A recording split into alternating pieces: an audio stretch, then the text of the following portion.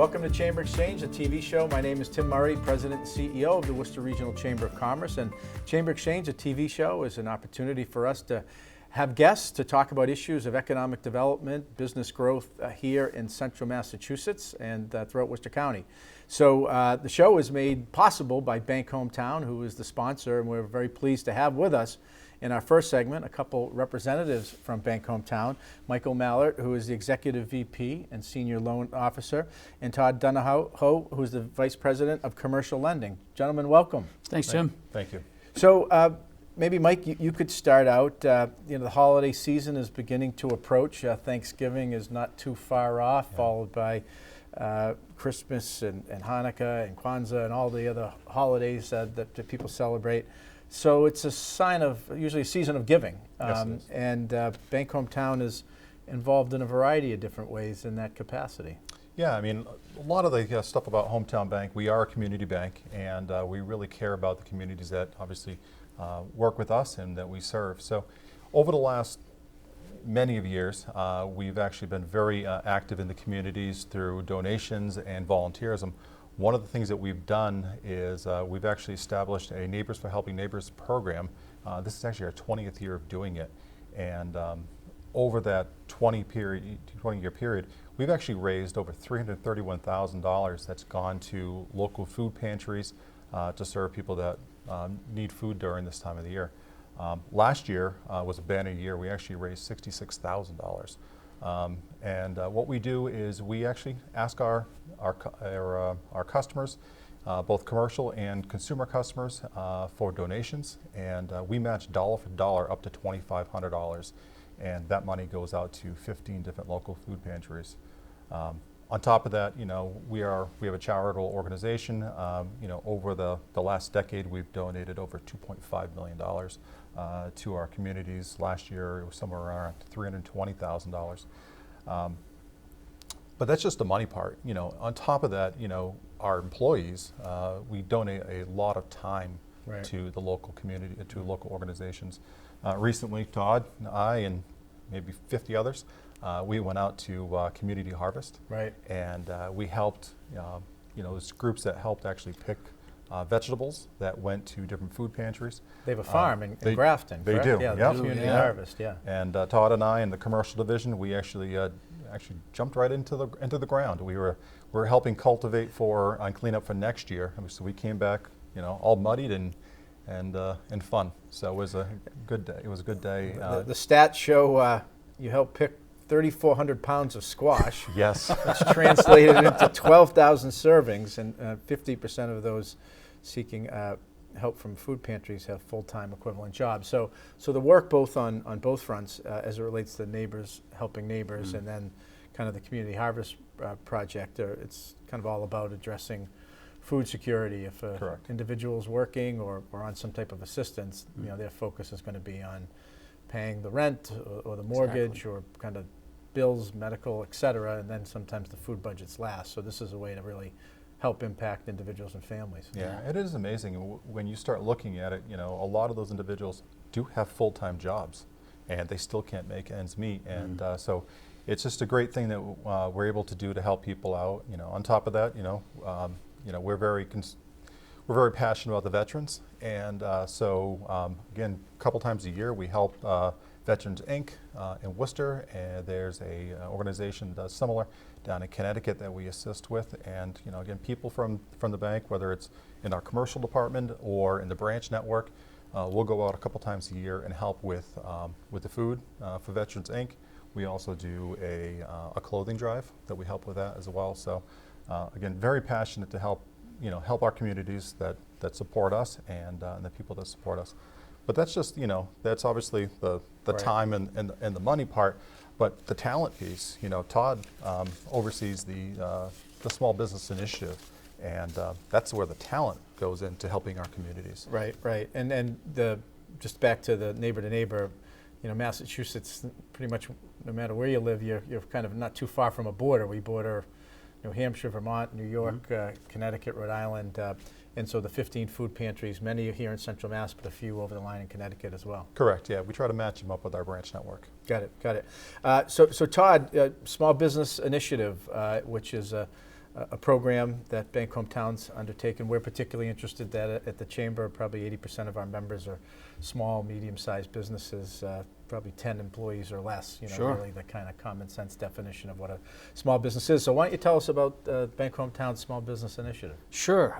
The Small Business Initiative, or as we like to call it SBI, came about a year and a half ago. And we've always, our roots are a community bank. And we wanted to make sure that we were always focusing on the needs of the small business owners. And so what we wanted to do, that was a couple, several different types of things that we do. And one of them, small commercial installment loans for trucks, vehicles, equipment, short-term loans. We also do permanent working capital term loans, and we also do owner-occupied commercial real estate. The key here, Tim, though, is a quick turnaround. Especially this time of year, we have a lot of our small business customers that are looking to, if they have a need, they need that extra van, that extra truck, that extra, oven for their pizzeria or whatever the case may be, and they want to get it done by December 31st. I work with a team. I have 2 branch managers, one that oversees all of our Connecticut branches in our retail network, and we have another branch manager who oversees all of the ones in Massachusetts. What they do is, if we have a customer that comes into a branch, it's with an identified need, a small business lending need, it can immediately be bubbled up to me. We have a quick turnaround, sometimes in regards to from application to closing the loan.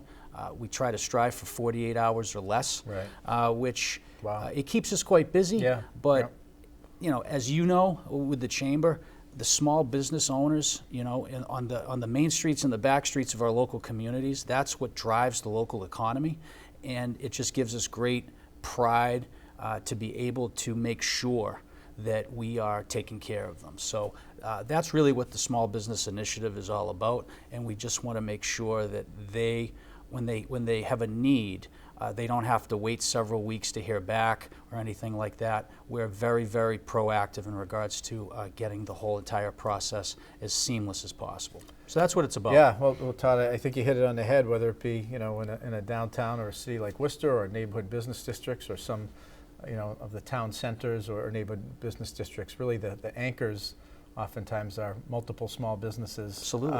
And as we've talked about many times on the show, they're focused on delivering a good or a service, and kind of some issues beyond that main focus, whether it be IT or banking or other types of things. They rely on outside experts, and time is money. It is. And so if a small business owner in some of the sectors that you just described and others, if they've got to spend hours waiting on decisions or not knowing what an answer is, that's missed opportunity, and that's hours spent that could otherwise be spent other places generating a return. Right. No, it really is. And one of the things about Bankhometown, because we're part of a holding company made up of 3 banks, but our bank, all 3, but we have the capacity to do everything from a small little equipment loan to a much larger complex project. Where the Small Business Initiative comes in, again, it is really dealing with the folks that are the shop owners that you see when you go to get your coffee or to get your lunch, or all the different services that are provided. And it just gets me out of bed in the morning. It gets my team out of bed in the morning, because that's what we like to really focus on, is the folks in the local community. Right, right. Well, we know that time is money. So if there's someone out there that doesn't have a banking relationship or is looking to maybe make a switch or a change, how do they get in touch with you, Todd, and your team? Yeah, well, they can walk into any one of our 16 branches, I believe. We have most of our branches are in Massachusetts, but we have a nice little network right down 395 in Northeast Connecticut. They can walk into any branch. We have a system set up where if somebody walks in and needs to speak to somebody regarding a commercial loan, that is funneled right to the right people, and they either, if they're not contacted that very day, they're contacted within 24 hours. and we're able to, meet with them if they're an existing customer, or if it's a new prospect customer that's looking for a new relationship. So really a couple of different ways, Tim. The first, walk into one of our branches, or go to our website, www.bankhometown.com. You can click on commercial, and then it'll take you right to small business lending, and that can give you some contact information as well. Right. And you mentioned, Bankhometown, part of a holding company, 3 banks kind of throughout Massachusetts, but combine kind of their lending power, and which allows them to continue to maintain that kind of community bank focus, which is what Bankhometown is about in the region, but also kind of pool some resources and capital, right? That's correct. Yeah, Absolutely. an increasing model that we're seeing in the banking industry, which is great because it really helps small businesses and allows banks to kind of stay community focused. Michael, I'll let you kind of wrap up in terms of the neighbor to neighbor or kind of the community harvest, and how maybe customers and others could kind of help the bank in giving back. Yeah. Absolutely. So, I mean, obviously, like I said, we're actively through the month of November raising money for Neighbors Helping Neighbors. So anyone can come right into our branch, make a donation. Again, we match dollar for dollar up to $2,500. They can mail a check right into the branch as well, into the bank. Go to our website. The Neighbors Helping Neighbors program is right on our website.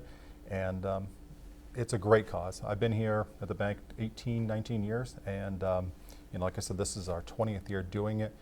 When you see the impact that it has on families directly, it's just, it hits you in the heart. It's a great program. Good. So, Well, good stuff. Todd Donahoe, Michael Mallett, Bankhometown, thanks for being with us. Thanks so much, Thank you, Tim. and happy Thanksgiving. Yeah, Happy you too. Thanksgiving. And come back and stay with us for our next segment. These days, you've got your hands full in life. That's why we help you bank simply and securely with tools like Face ID and Touch ID. It's why we make it easy to make purchases on the go and get cash back while you're at it. Why we help you quickly deposit checks wherever you are. And it's why we lend a hand with sending and receiving money right from your phone. So even when you're on the move, you can manage your finances. Bankhometown. Unlock your potential.